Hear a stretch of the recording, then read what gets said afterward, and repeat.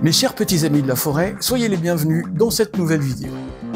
Je vous en ai parlé il y a de cela quelques épisodes, je fais partie des faibles qui ont craqué pour la réédition du premier Warhammer 40 000. Et comme la plupart de ces faibles, j'attends toujours mon exemplaire de Rogue Trader. 180 jours, ils ont dit. Ah ben, ça fait long, hein.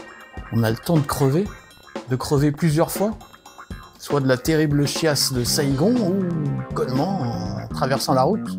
Bah, du coup, je sors le moins possible et je mange de plus en plus de riz. Je vous avais parlé aussi de mes Space Marines d'Horus Heresy que j'avais peint en Crimson Fist pour pouvoir les jouer dans Rogue Trader. Mais il me fallait des orques pour leur donner la réplique sur la table de jeu. Il y a des décennies de cela, j'avais constitué une belle petite armée d'orques Blue Dax. Une armée formidable dans la défaite, mais dont j'ai dû me séparer, comme vous le savez. Alors, me direz-vous, qu'est-ce que tu nous racontes tes histoires d'orques alors que sur la couverture de ta vidéo, tu nous parles des Krieg Dix.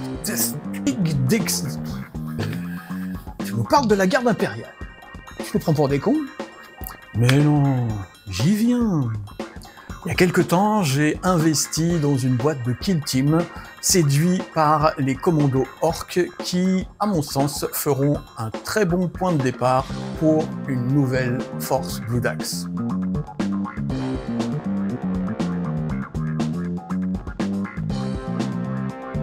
Mon Dieu, mais ça a de la gueule tout ça! Un croisement contre nature entre des poilus et des soldats allemands de la Première Guerre mondiale, les fantômes des tranchées, une réinterprétation de la Brigade des loups, Tin Hall, qui sont carrément flippants, une incarnation parfaite de l'esprit grimdark de Warhammer 40 000. Allez, ni une ni deux, on voit dans cette vidéo comment peindre facilement et rapidement la Death Corps de Krieg. J'ai réussi à le dire. Façon Suplombo d'Atae.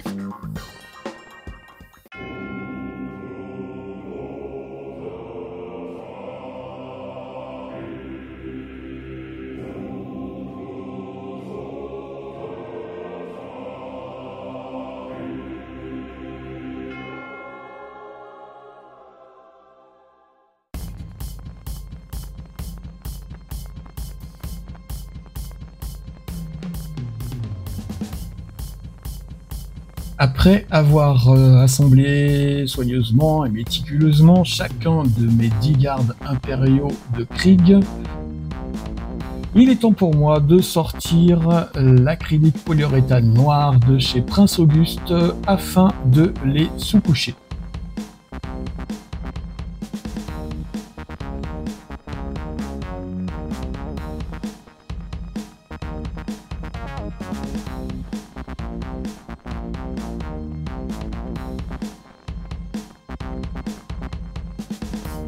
Une fois cette sous-couche bien sèche, je vais tenter maladroitement d'apporter un peu de texture avec du Martian Earth de chez Green Stuff World, peinture à craqueler qui d'ordinaire fonctionne relativement bien, mais ici n'a pas donné les résultats escomptés.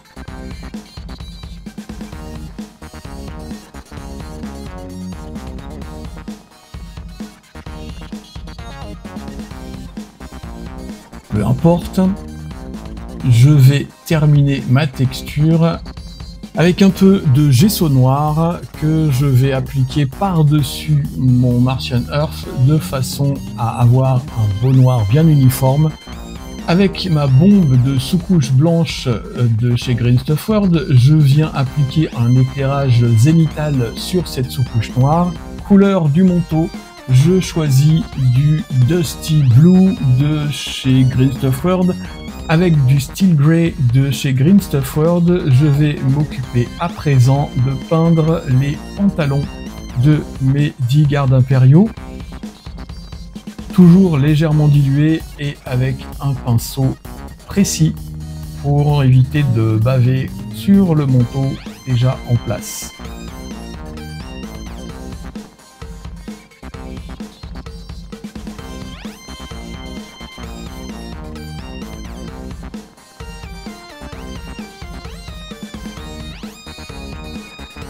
Avec la même couleur, je viens peindre la couverture posée sur le haut du paquetage de ma figurine.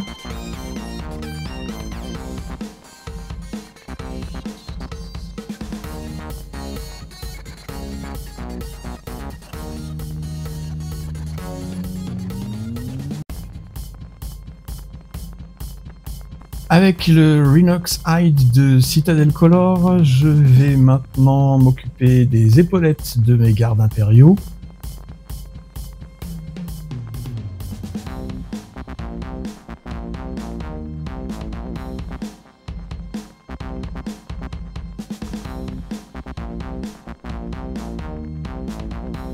Et aussi de leur casque.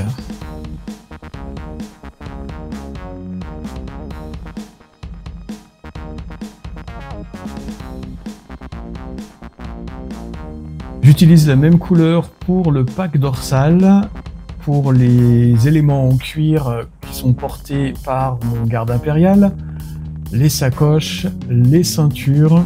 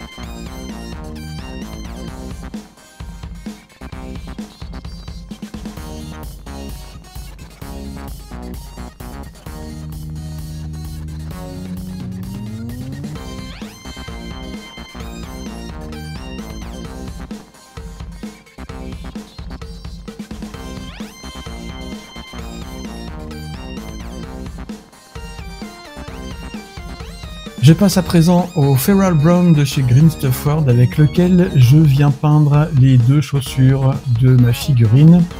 Des chaussures extrêmement simples, sans lacets. Je vais simplement faire attention d'en mettre le moins possible sur les bandes moletières. Si vous vous êtes amusé à compter le nombre de fois où je prononçais le mot Green Stuff World dans mes vidéos, peut-être vous êtes-vous posé la question: mais est-il sponsorisé par Green Stuff World? Eh bien la réponse est non. Tous ces pots, je les ai achetés avec mon bon argent. Après avoir testé plusieurs marques, de ces tests, on est ressorti que le meilleur rapport qualité-prix que j'ai pu trouver, eh bien c'était les peintures de chez Green Stuff World. Voilà, il est temps de sortir le parchemin de chez Green Stuff World avec lequel je viens peindre les bandes moletières de ma figurine. Alors je fais attention évidemment de ne pas en mettre sur mon manteau, sur mon pantalon et aussi sur mes chaussures fraîchement peintes.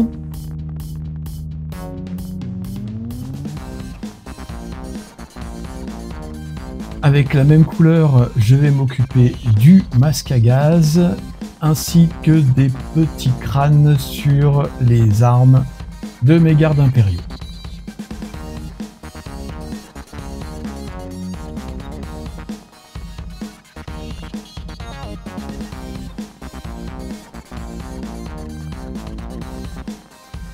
On sort le Papyrus Dip, un dipping ink, une fois de plus de Green Stuff World.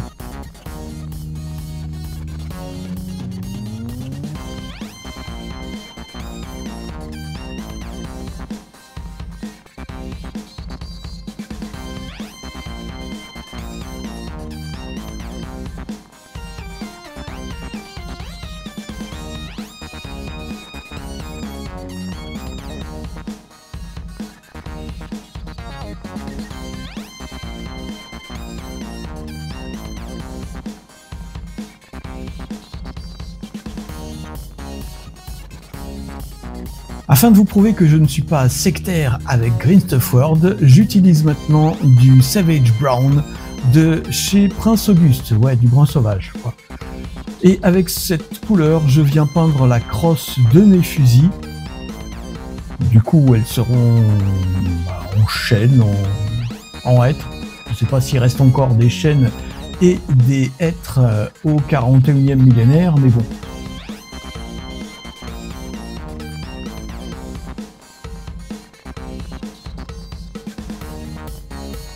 Et je vais également m'occuper des sacoches de certains pactages. Il y a des sacoches qui sont posées en plus du pactage normal. Donc je vais les peindre avec la même couleur. Voilà, celle-ci, ce sera de la peau de chèvre. De la peau de chèvre de l'espace. Avec du Anthrax Metal Green Stuff World, je viens peindre le fusil de mon garde impérial. Alors c'est un métal relativement sombre et peu brillant et que je trouve particulièrement adapté à ce type de figurine et à l'esprit grimdark.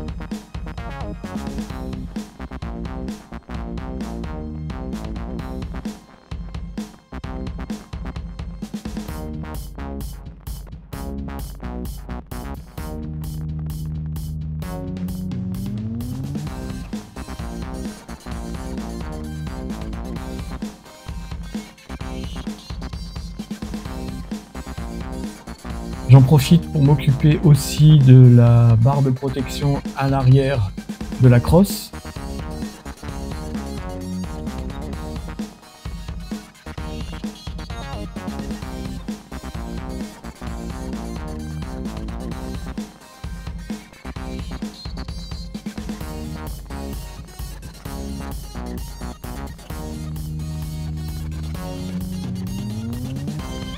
Et donc je n'ai pas l'habitude d'apprécier le type de peinture fabriquée par Army Painter et je voulais tester du coup leur Speed Paint et j'ai donc acheté du Desolate Brown et j'avoue être très agréablement surpris.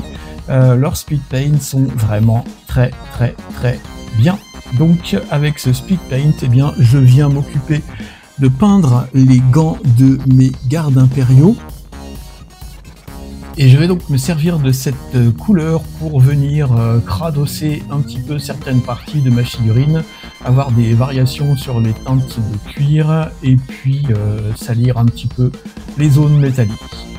Et il est temps de sortir l'Andalusian Earthshade, un shade de chez Green Stuff World qui est censé être le concurrent de l'Agrax Earthshade. Je le trouve moi beaucoup plus pigmenté, beaucoup plus chaud aussi. Et donc je vais passer cette teinte sur la totalité de mes petits bonhommes, histoire de les recouvrir d'une couche de crasse, comme ils sont censés en porter alors qu'ils se battent depuis des jours et des jours dans la boue et les tranchées. Mais comme ce voile de crasse ne suffira pas, il est temps pour moi de sortir à nouveau mon Pure Dirt, mon petit mélange maison dont j'ai donné la recette il y a quelques temps dans certaines vidéos. Allez, je suis bon, je vous la redonne ici. C'est donc de la peinture à l'huile noire, du marron et un peu de bleu de Prusse qui sont dilués abondamment avec du White Spirit. Et une fois sec, avec un coton-tige et du White Spirit, je viens retirer tout ce qui est à la surface, ne laissant que les zones en creux, serties d'une ligne un peu plus sombre. Une fois tout ça bien sec, il est temps d'utiliser le Mirage Blue de chez Green Stuff World et à l'aide d'un pinceau, je viens l'appliquer par petites touches sur le casque de façon à simuler une peinture bleue qui se serait écaillée avec le temps et avec le choc des batailles, un petit peu comme une vieille bassine émaillée sur laquelle la rouille aurait fini par gagner du terrain.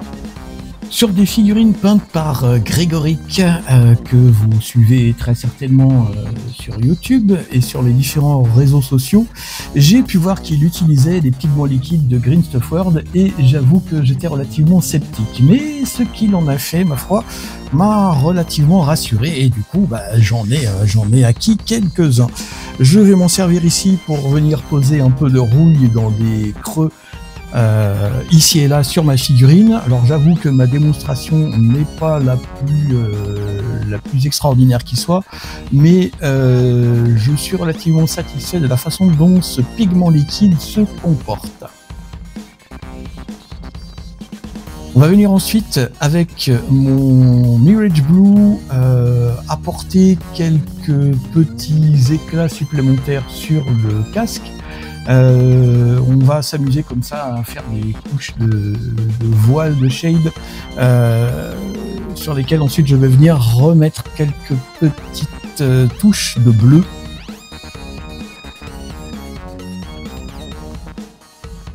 Alors, nouveau produit aussi dans ma collection, j'ai fait des frais, là, j'ai été un peu dingue. J'ai acheté du Smoke de chez Valero, un espèce de shade qui, je pensais que ce serait un petit peu plus gris que ça. C'est relativement chaud, relativement coloré. Bon, toujours est-il que je passe ça sur la totalité de ma figurine et que le rendu final, ma foi, est assez intéressant. Allez.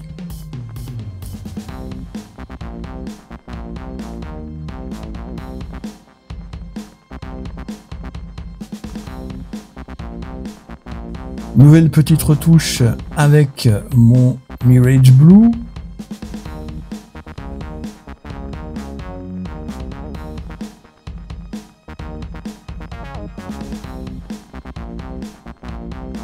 J'en profite pour venir remarquer avec la même couleur les arêtes sur les plis du manteau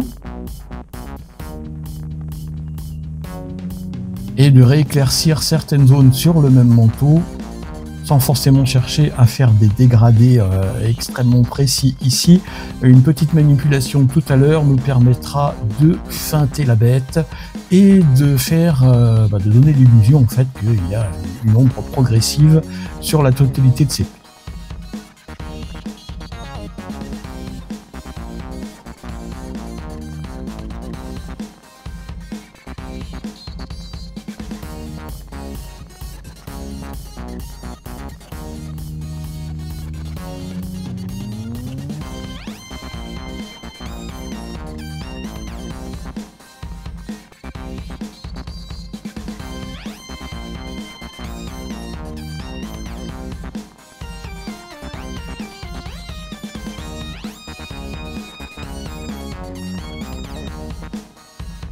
Je vais maintenant appliquer des décalcos. Alors, étant donné un 19, je pense que le 19e régiment me semble un choix extrêmement judicieux. Je découpe donc mes marquages avec un X-Acto, je les sépare un par un, et à l'aide d'une pince, je viens les faire se décoller dans un petit fond d'eau.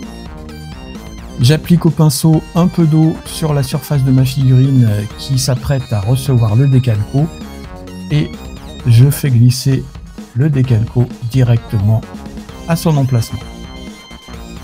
Quelques coups de pinceau de ci de là pour le mettre correctement en place et bien le lisser, bien l'aplatir. J'aurais pu, il est vrai, passer au préalable un peu de vernis brillant afin de faciliter l'application du décalco. Enfin, j'ai pas trop galéré non plus. Je vais en mettre par-dessus pour solidifier tout ça. Et puis maintenant, je vais prendre du Moonstone Grey de chez Green Stuff World que je viens mélanger à mon Steel Grey. Et je vais continuer à faire des éclaircissements .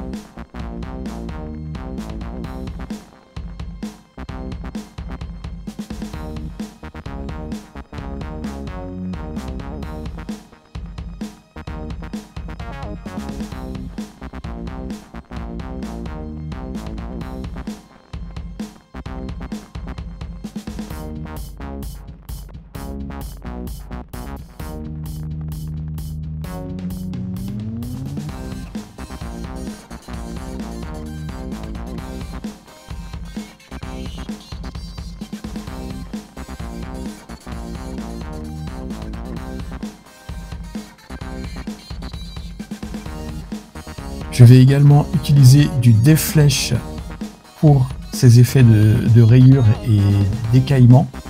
Et avec un peu de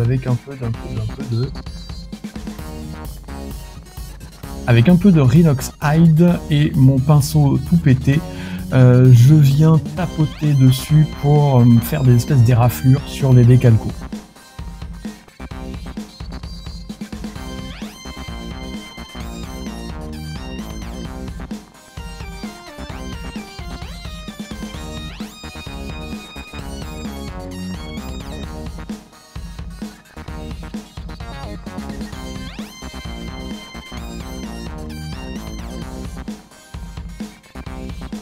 Alors un petit truc pour appliquer le Nuln Oil sans trop avoir d'effet de flaque et d'accumulation. Je commence d'abord par passer un voile d'eau, un voile très très fin, et avant que cette eau soit complètement sèche, je viens appliquer mon Nuln Oil. Par capillarité, les pigments vont avoir plus facilement tendance à aller dans les creux. Voilà, c'était mon petit conseil beauté, santé, forme de la vidéo. Il y a quelques temps de cela, je vous avais parlé d'un mélange de gris, clair, chaud. Eh bien, je vais l'utiliser ici pour venir remettre un petit peu de lumière sur, entre autres, les bandes moltières de mes soldats.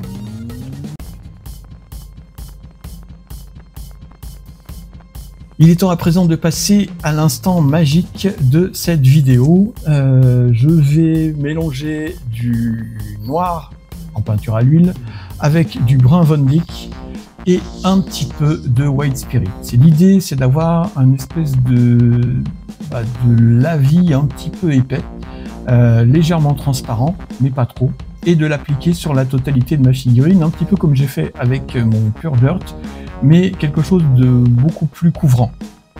D'accord? Bref, regardez la vidéo, vous voyez à peu près ce que ça peut donner.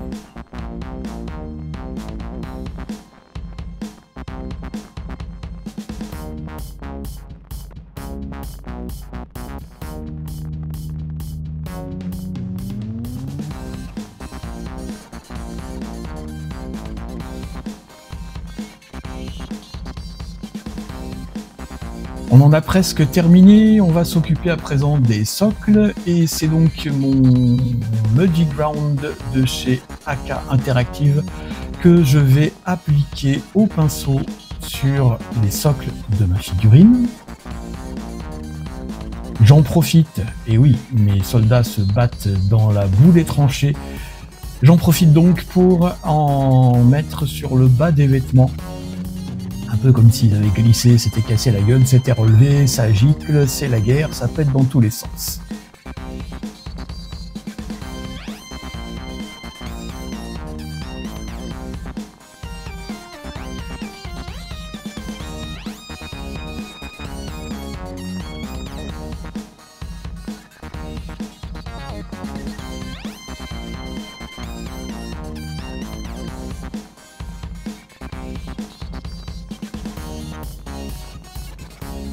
Allez, on va tenter ensemble une petite expérience. Je vais faire des flaques de boue sur mes socles. Alors pour ça, j'utilise de la résine UV dans laquelle je viens mettre un tout petit peu de Muddy Ground. Je mélange, et j'applique tout ça avec un cure-dent, peut-être un petit cure-dent. Voilà, je l'applique, je l'étale, et une fois ma résine teintée mise en place, et bien avec ma lampe UV, je viens faire durcir tout ça. Sur un champ de bataille dévasté comme ceux du 41e millénaire, il y a peu de place pour la végétation. Mais j'ai décidé quand même de venir positionner certaines petites touffes de ci de là, histoire de casser un peu la monotonie des socles. Il me reste maintenant à m'occuper du cerclage de mes socles. Pour ça, comme d'habitude, je sors mon noir ultra mat de chez Musu. Et voilà, mes 10 gardes impériaux sont terminés. Une petite couche de vernis. Et les voilà prêts à affronter les orques sur le champ de bataille que constituera ma table de salon. Cet épisode est donc arrivé à son terme. Un grand merci à vous pour l'avoir regardé jusqu'au bout et pour vous être évidemment abonné à la chaîne. Un petit like aussi, on aime bien. Je vous souhaite de bien vous porter jusqu'à la prochaine vidéo. Jouez bien, peignez bien et on se retrouve très bientôt pour de nouvelles aventures. Ciao!